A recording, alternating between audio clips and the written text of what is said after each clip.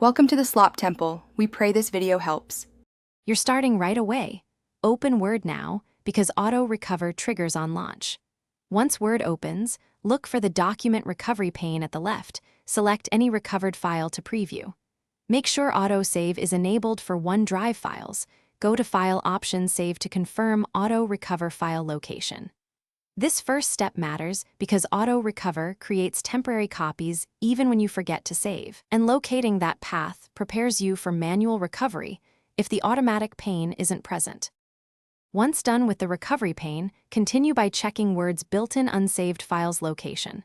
File, Info, Manage Document, Recover Unsaved Documents.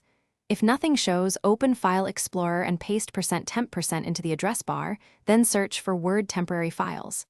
ASD, WBK, TMP, or Recent Unsaved. DocX files. Make sure to sort by date modified. This helps you spot the latest temporary copy. If you find a candidate, copy it to a safe folder and try opening it in Word. Finally, open any recovered file and immediately use Save as to create a permanent document, because temporary files can disappear. If Word warns of corruption, use Open Repair or choose the Recover text from any file converter to extract content.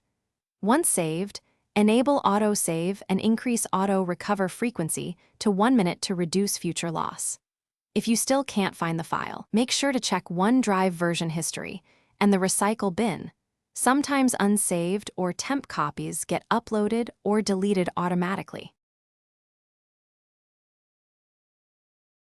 Thanks for watching. Consider subscribing if we helped you.